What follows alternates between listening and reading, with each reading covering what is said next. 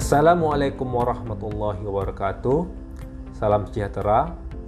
Izinkan saya memperkenalkan diri saya. Nama saya Muhammad Thoyib STMT. Saya sekarang menjadi dosen tetap di Universitas Abdurrab pada program studi Teknik Sipil. Dan kompetensi saya berada pada bidang rekayasa geoteknik. Di sini saya akan menyampaikan pernyataan diri dosen dalam unjuk kerja Tridharma Perguruan Tinggi bidang pengajaran. Adapun cara pembelajaran saya adalah menggunakan metode DIA, yaitu Delivery, Interaction, and Assessment. Delivery itu adalah cara penyampaian materi dari saya yang saya sampaikan dengan baik dan mudah dipahami oleh mahasiswa. Dan materi-materi tersebut yang saya sampaikan sudah ada semua di dalam RPS.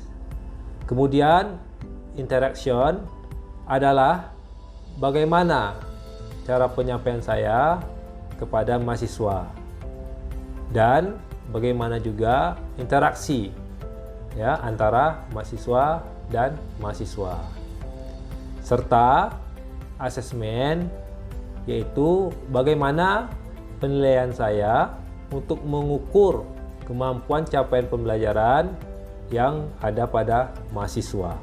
Pada kesempatan ini, saya akan menjelaskan tentang mata kuliah yang saya ampu, yaitu Mekanika Tanah 2. Izinkan saya akan menjelaskan tentang mata kuliah Mekanika Tanah 2 ini. Yang pertama, saya akan menjelaskan tentang deskripsi mata kuliah. Yang kedua, saya akan menjelaskan tentang capaian pembelajaran mata kuliah. Yang ketiga, saya akan menjelaskan tentang materi pembelajaran yang akan disajikan dalam satu semester. Yang keempat, saya akan menjelaskan sistem dan metode pengajaran. Yang kelima, saya akan menjelaskan sistem penilaian untuk mahasiswa. Yang keenam, saya akan menjelaskan referensi buku yang digunakan untuk mendukung materi pembelajaran. Dan yang ketujuh, saya akan menyajikan rekaman video proses pengajaran. Yang pertama, saya akan menjelaskan deskripsi mata kuliah Mekanika Tanah 2 ini. Adapun identitas mata kuliah ini bernama mata kuliah Mekanika Tanah 2. Kode mata kuliahnya adalah T2427. Kemudian, bobot SKS pada mata kuliah Mekanika Tanah 2 ini ada 2 SKS yang diajarkan pada semester 4. Status mata kuliah adalah wajib dan tidak ada mata kuliah prasyarat yang diberikan. Mata kuliah Mekanika Tanah 2 ini berfokus pada: pertama, pada mata kuliah ini mahasiswa akan mempelajari tentang distribusi tegangan tanah, konsolidasi, drainase vertikal, penurunan segera, uji geser tanah, tekanan tanah lateral, perancangan turap, kapasitas dukung tanah, sensitivitas tanah, stabilitas lereng, dan studi kasus permasalahan kelongsoran tanah. Yang dalam semua ini tentunya akan disampaikan dalam satu semester. Kemudian fokus yang kedua adalah proses pembelajaran dilaksanakan dengan metode small group discussion, di mana nanti di kelas saya akan membuat kelompok-kelompok kecil pada mahasiswa sehingga ada ketemu kolaboratif kerjasama antar mahasiswa dalam rangka membangun kemampuan kerjasama dalam tim. Kemudian untuk capaian pembelajaran mata kuliah di sini ada 4 poin. Yang pertama, mahasiswa menunjukkan sikap bertanggung jawab atas pekerjaan di bidang keahlian teknik sipil secara mandiri. Yang kedua, mahasiswa menguasai prinsip-prinsip dasar perencanaan bangunan teknik sipil sesuai standar yang berlaku. Yang ketiga, mahasiswa mampu menerapkan pemikiran logis, kritis, sistematis, dan inovatif dalam konteks pengembangan yang sesuai dengan bidang keahlian teknik sipil. Dan yang keempat, mahasiswa mampu merencanakan dan melakukan pengawasan pelaksanaan konstruksi teknik sipil. Materi pembelajaran mata kuliah Mekanika Tanah 2 ini yang akan saya berikan selama 1 semester itu saya bagi ke dalam 2 bagian. Ada yang sebelum UTS dan ada yang setelah UTS. Adapun yang sebelum UTS, materi pembelajaran pada pertemuan pertama itu saya akan memberikan materi tentang distribusi tegangan tanah. Pada pertemuan kedua, saya akan memberikan materi tentang distribusi tegangan tanah dengan teori Boussinesq dan Westergaard. Yang pertemuan ketiga, saya akan memberikan materi tentang distribusi tegangan tanah dengan menggunakan teori 2V 1H. Adapun untuk pertemuan keempatnya, materi yang akan saya sampaikan yaitu tentang konsolidasi tanah. Pertemuan kelima adalah materi tentang drainase vertikal. Materi pertemuan keenam tentang penyusunan segera, dan materi ketujuh tentang uji kuat geser tanah dengan teori Moore-Coulomb. Setelah UTS, tepatnya pertemuan 9, saya akan memberikan materi tentang tekanan tanah lateral. Pertemuan 10, saya akan menyampaikan materi tentang perancangan dan stabilitas turap. Pertemuan ke-11, saya akan menyampaikan materi tentang kapasitas dukung tanah secara teoritis. Pertemuan ke-12, saya akan menyampaikan materi tentang kapasitas dukung tanah secara lapangan. Dan yang ke-13, saya akan menyampaikan materi tentang sensitivitas tanah, ya, terutama tanah lempung.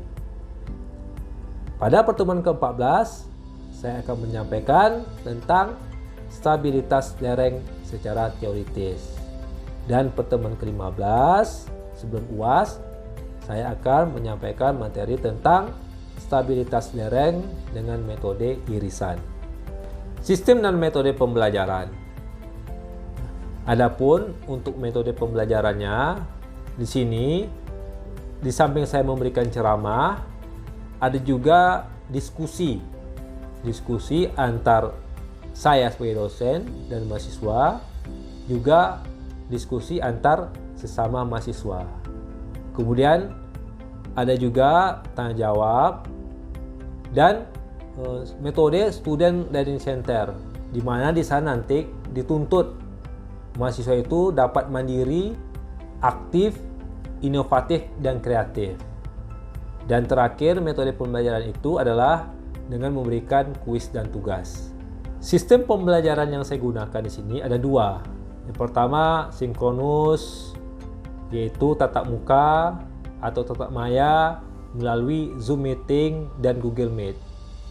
Yang kedua, sistem pembelajaran asinkronus, yaitu melalui e-learning management system universitas berupa pada Unifrap, di mana dalam sistem ini mahasiswa dapat mengirim tugas-tugas mandirinya atau kelompok dan dapat juga mengunduh video pembelajaran dan materi pembelajaran. Yang terakhir adalah e-presensi. Adapun sistem penilaian yang sudah saya kontrakkan kepada mahasiswa, yaitu terdiri dari beberapa komponen penilaian. Yang pertama, presensi atau nilai prosesnya saya terapkan 10%. Komponen penilaian yang kedua yaitu kuis, partisipasi, keaktifan atau akhlak mahasiswa saya berikan 20%. Yang ketiga, tugas terstruktur yang diberikan akan saya nilai 20%. Yang keempat, ujian tengah semester akan saya beri nilai bobotnya 20%. Yang kelima, ujian akhir semester akan saya berikan bobotnya 30%. Sehingga total keseluruhan komponen penilaian itu berjumlah 100%. Berikutnya, referensi yang saya gunakan untuk mendukung materi mata kuliah mekanika tangga 2 ini yaitu berasal dari bukunya Das Braja. Yang kedua, bukunya Bowles. Dan untuk lebih lengkapnya dapat dilihat di sini. Demikianlah penjelasan tentang mata kuliah mekanika tanah 2 ini. Berikutnya saya akan memberikan video pengajaran saya melalui aplikasi Zoom Meeting yang telah saya laksanakan.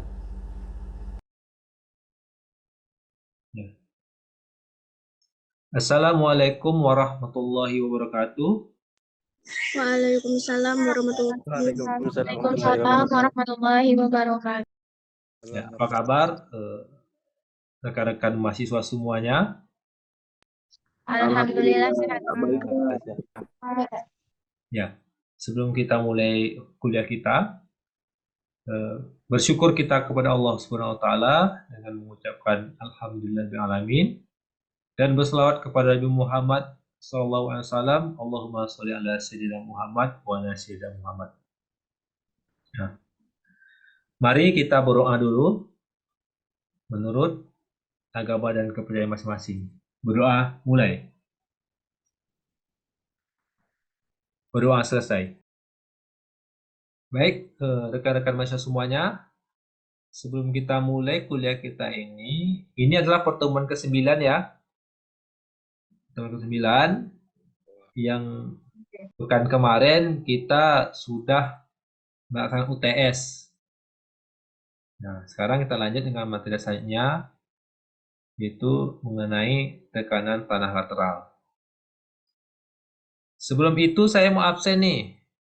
Oke, baik. Dia semuanya ya. Nah, sekarang ini kita masuk ke materi tekanan tanah lateral ya. Adapun sub pokok bahasan yang akan saya jelaskan di sini yaitu pertama kita akan mengenal jenis-jenis dinding penahan tanah dan akan mempelajari gaya pada dinding penahan tanah itu apa saja gaya yang bekerja. Lalu di antara gaya-gayanya itu ada tekanan tanah aktif dan tekanan tanah pasif. Ya, seperti apa nanti tekanan tanah itu? Nanti saya jelaskan. Kemudian ada juga pemeriksaan terhadap geser dan guling. Jadi ada 4 sub pokok bahasan yang akan dijelaskan.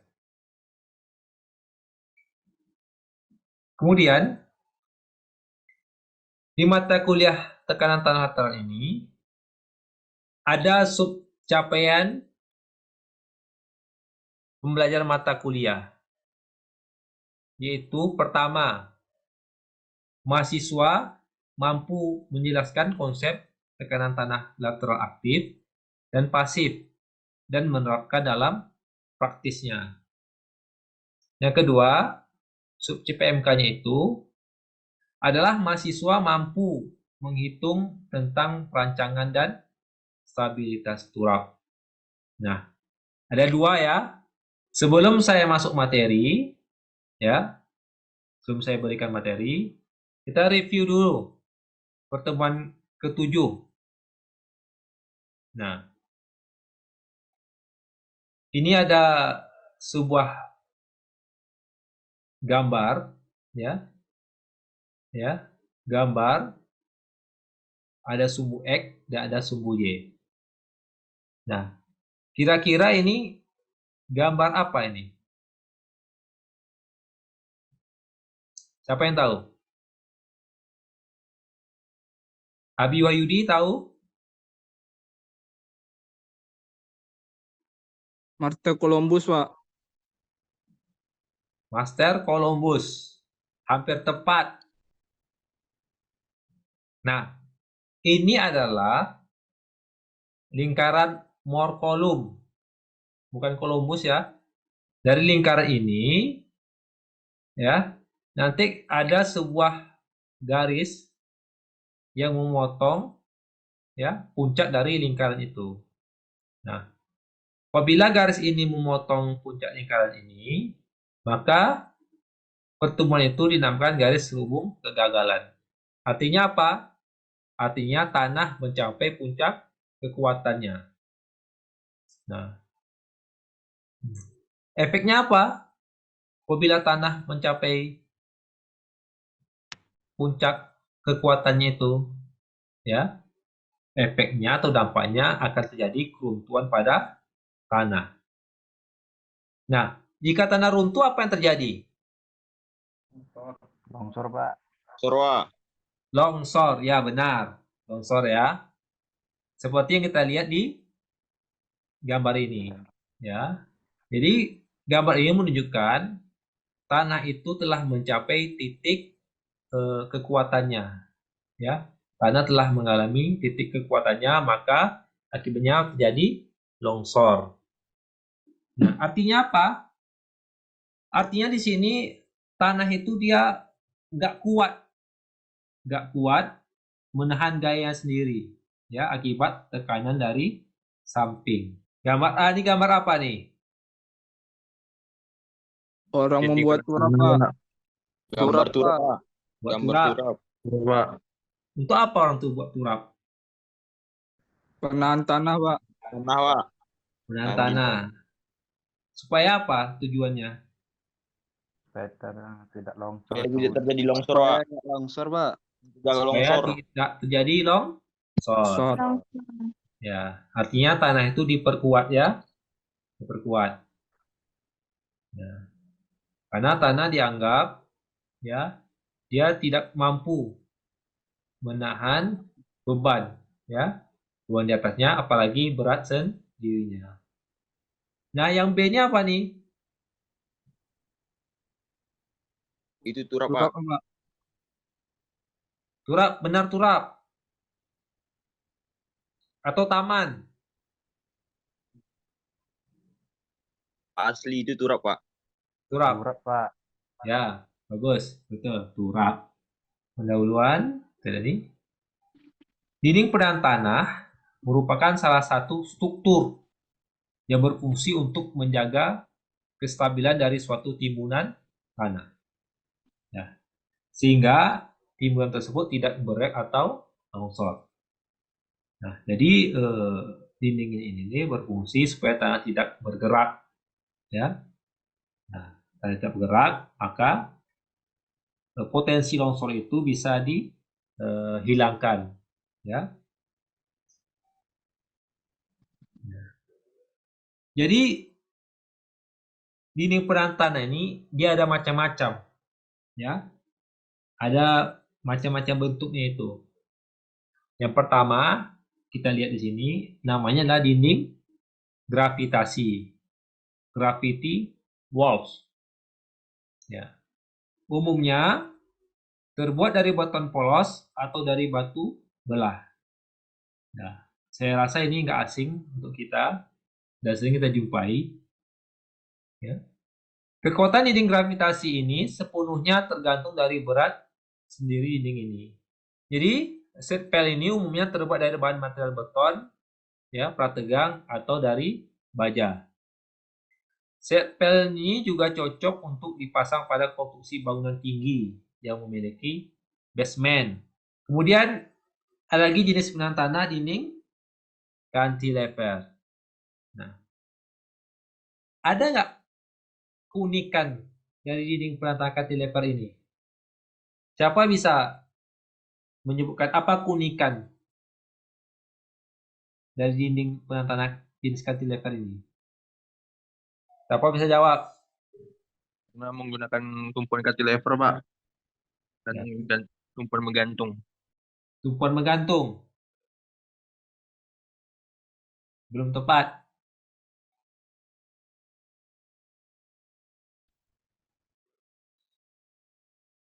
Ya. Karena pemasangannya mudah, Pak. Masa Karena muda. tidak perlu dibangun lagi. Ya. Benar tuh Ipko.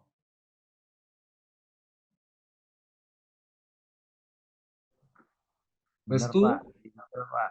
Yang lain? Mulis Dia punya bagaimana Mulis? kaki yang lebih panjang. Nah, ya, apa? Mempunyai kaki yang lebih Panjang. panjang. Oh ya. Kalau Benar. di sini namanya tumit, ya. Ya, ini tumit. Tumit yang lebih panjang. Yang ini. Nah, jenis dia pernah tanah. Dia cantilever tapi dia dengan rusuk, ya. Dikasih rusuk. Untuk apa gunanya? Menahan Pak. Untuk menahan beban ya. Untuk menahan gaya tariknya itu. Ya. Jadi jika seandainya lebarnya ini tidak terlalu panjang, ya. Lalu untuk menambah kekuatan itu maka dibagi rusuknya ini ya. Atau kalau kita biasa sebut dikasih skor, ya, dikasih skor untuk menahan. Ya. Bisa dipasang di luar atau bisa dipasang di dalam tanah itu sendiri, ya, di dalam timunan. Ya, tentu tergantung dari perencanaannya bagaimana. Ya. Yang jelas penambahan skor ini dia dipasang untuk tinggi timunan tanah itu yang melebihi dari 6 meter. Ya. Kenapa? Kalau udah timunan lebih dari 6 meter itu, ini prinsipnya sama nih, angkur ini sama dinding cantilever pakai apa tadi? Ini ada skornya itu. Nah, tapi kan nggak bisa diterapkan pada set panel itu, ya. Nah, untuk pengganti itu maka dikasih angkur. Ini angkur ya. Ini angkur ini kasih angkur. Nah, set panel dengan gor angkur adalah elemen struktural yang dipasang pada tanah atau batu yang digunakan untuk mentransmisikan beban tarik yang diterapkan ke dalam tanah. Ya. Kemudian, nah, ini gaya-gayanya itu.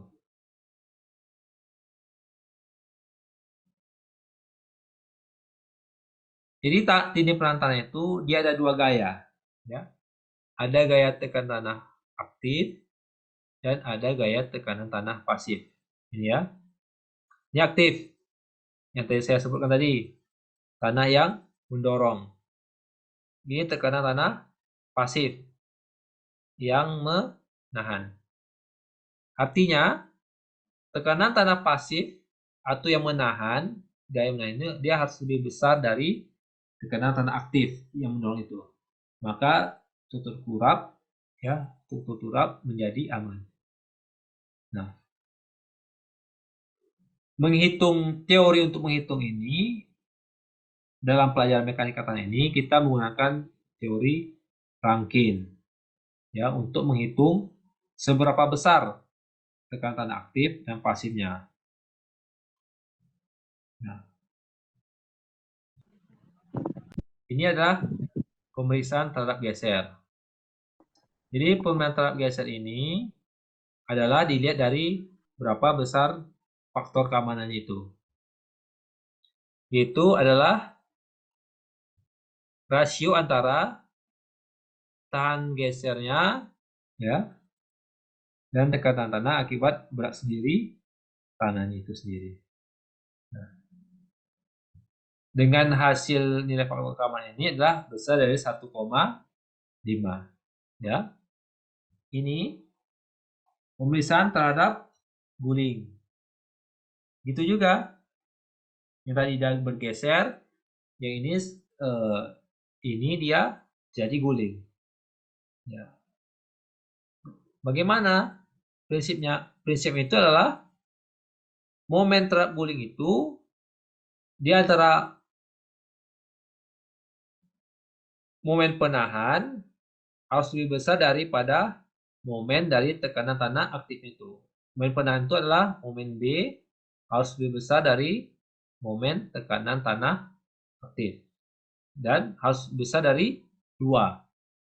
Artinya momen penahan itu 2 kali lipat dari tekanan tanah aktifnya itu. Nah, cocokkan jenis dinding penahan tanah berikut. Nah, ini ada gambar 1, 2, 3, 4. Siapa yang bisa menjawabnya, nanti akan saya beri nilai. Pertama ya, dari atas dulu. Di atas, ada caser. Nah, gambar yang sebelah kiri ini, itu nomor berapa? Nomor 2, Pak. Nomor 2. Namanya dinding gravitasi. Benar, IFCO. Nah, yang lain. Jaka. Ya, Pak, ada, Pak. Nah, yang gambar nomor 2 ini di sampingnya ini. Dinding penahan jenis apa? Nomor 1, Pak. Apa namanya? Jetpile, Pak. Oke. Ada 2 orang. Nah, yang ketiga siapa bisa jawab? Dinding cantilever, Pak.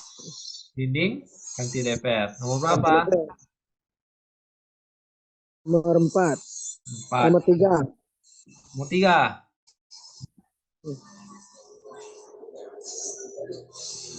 Tiga yakin? No, yang gambar nomor 3 dinding cantilever, Pak. Oh, nomor 4. Ya. Yang terakhir, siapa bisa jawab?